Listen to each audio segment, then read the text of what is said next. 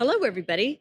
Welcome to the CMS Book Club. We're here live from IMSH 2026 in San Antonio.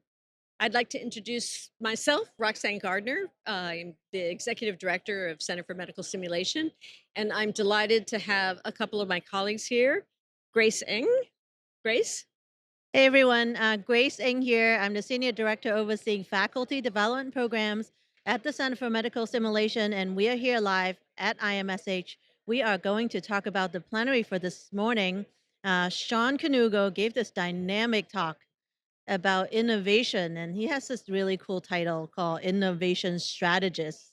And I didn't know what that was before the talk, and I'm still not 100% sure what that means after the talk, but his content was pretty interesting and I think exceeded my expectations, to be honest. Yeah, I would have to say I was fascinated if he was going to define what he meant by global innovation strategist, Yeah. which he did give some attempts at it. But like you said, it still it gave me pause for thinking about when Dan Raymer was trying to retire from CMS, and I didn't want him to leave, and so I looked through different titles, and I found this one that was Chief Curiosity Officer, and I thought, well, that works. So I was wondering if that's how he came upon his Oh, title. he might have stolen it from us. Oh, Who knows? that is Global really innovation funny. strategist. Well, Yeah. so what Yeah. did you find most striking?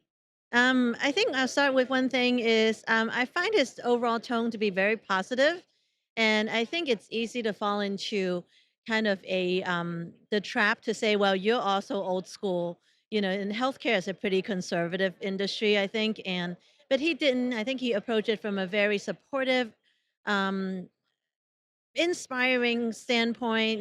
He did go into this focus on the controversial topic of artificial intelligence or Hmm. AI. So I feel like it's sort of a risky area to talk about, even though it's everywhere. Because I think for us working in healthcare, and I've been a nurse for 26 years, it could be stuck in our ways. I know myself, sometimes I am as well, but I feel like he came at it from a very supportive tone and from a supportive standpoint, encouraging us to he didn't use I also appreciate he didn't use the phrases like break the mold or think outside the box. I was waiting for him to say that, but he didn't. So I was pleasantly surprised, but I took some notes. Instead, he said, ask bold questions. And then he encouraged us to disagree with him at the Hmm. start of his talk. So I Hmm. think those are the things that struck me, Roxanne. Yeah, I agree with that. And building on what you said, when he was talking about, he didn't say it overtly, we get set in our ways, but basically that was the line of discussion. And I sort of reflected back to when our organization pre-COVID, with Janice Palaganis and I, we were trying to create this virtual environment where people could come to CMS and come to the school of CMS and be able to check in with instructors and have Hmm. quality time or have curriculum designed. And all of the folks who were sort of the elder statesmen in our organization said, no one's going to want to do that. No one's going to want to be here virtually. That's just too complicated. And Janice and I were like, no, it's really not. So we struggled along and we created the framework with our colleague James and others. And sure enough, COVID came. And guess what? We were flipped over to the virtual world almost overnight. Yeah, we did. And we had to change. Hmm. Yeah, and sometimes I feel like that drives us to change. We don't want to change, and we have to change. Yeah. Mhm. Yeah. And the other thing that I thought was really striking about Shawn is that he really, without admonishing us and saying, don't be an old fogey, think, open up your mind and change, he didn't admonish us in that way. And he went to a strategy of like, just take yourself back to the beginning and think about how would you restructure and redo what you've done using AI? Like, how would you apply that? And I thought that was inspirational. It's like, yeah, that's a really positive way to look at something that is really going to change our society. AI is going to change our society, period. Yeah. And the other thing he said was that, we don't know whose jobs are all going to be replaced. Yeah. Some of them are definitely going to be replaced, and some of them aren't, like the dredger, right? Right, yeah. So, it's going to be a real fascinating time going forward to see what evolves. Mm. Yeah, actually, I some people feel like, from talking to people like, oh, the AI apocalypse is upon us. But after his talk, I felt actually more hopeful for our future in the healthcare simulation field and actually learned something new. I learned some new terms, by the way, Share them. because before I knew about generative AI, and he said generative AI is about generating content. And then I learned a new word about agentic Right. AI. And have you heard that before? I heard that this year with my colleagues Fernando Oh. and Barbara, Oh, who oh, often right, of talk about course. agentic and AI as an agent. And, I never really fully grasped it until today, what that really meant. You know what? I learned a new definition of it from him because I think of agents as I used to think it's like the human agent, like they represent something.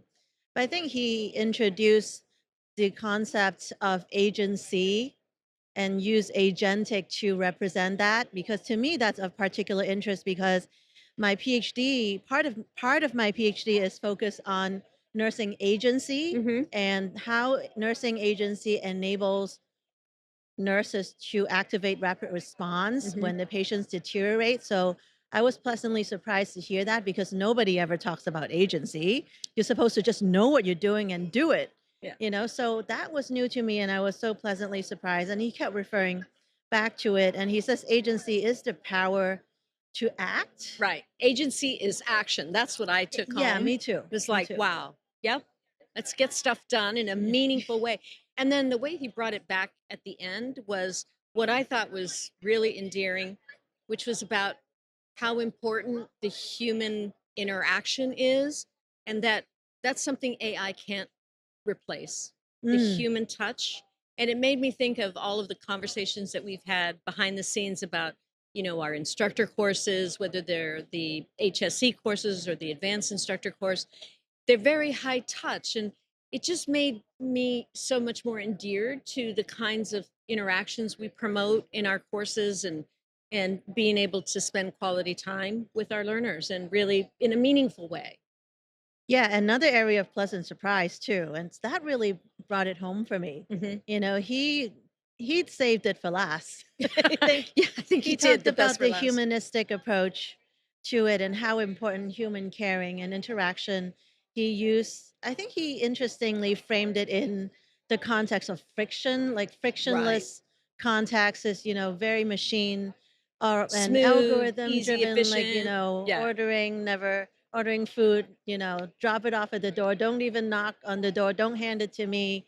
Drone it in. Yeah, thrown it in, right? And then, and he now is saying that, for AI to be meaningful, there needs to be friction and it comes in the form of human caring. Mhm. Um, Roxanne and I went up to Shawn after his Afterwards. talk and we asked him, how do we encourage others to think about AI in a meaningful way? And he said, I'm going to quote him, and I didn't make Yeah, this you up. asked We him didn't make this up. Yeah. how can we get our faculty to embrace or better understand AI? Yeah, and he said, and this is not safe for work to say, I think. He said get them to be more drunk. Yeah, get And them I drunk. said, get them more. I did was like, what What? do you mean by that? And he explained, and he basically said, ask them, talk to them, ask them what motivates them, what gets in their way, why, what do they want to do? So I think in our lingo at CMS, that sounds like curiosity. Yeah. And also, maybe don't assume that they are old school and assume that they don't want to change because they're so stubborn. I feel like understanding what do they want to achieve and what would motivate them to be innovative, Hmm. To be to bold. be bold. Yeah, I really Right. like that. I feel like that really brings it home to us at CMS, and it just aligns with what we want people to do. Yeah, I agree. Yeah, I would say in summary for me, I had a lot of takeaway home messages that Some of them were not rocket science. They were not new things that I had heard of, but there were some I mean, there were some definitions of terms that I had a better understanding of, and Mm. I found that really helpful. What are there some examples that you could think of? Yeah, like just what we were talking about, agency, Mm. Mm-hmm. the agent, Yeah. AI as an agent or agentic. Yeah. Yeah, and I also didn't think of coming back to his notion of friction. I never thought of friction in those contexts before because I think of friction as conflict, friction as something that gets in the way. But Mhm. here he reframed it for me like friction as something that needs to exist for human beings to transcend the mere existence. Yeah, to slow down and take time and Yeah. make time for each other, I think. Yeah, I, Yeah. I think that's really important. Just like we're making time for each other Amen. now. Oh, very special. In a few minutes, we are going to be leading our workshop at IMSH, teaching, coaching, and debriefing with good judgment across the sim zones. And I know that session is already sold out. We're looking forward to that workshop. I hope to see you there.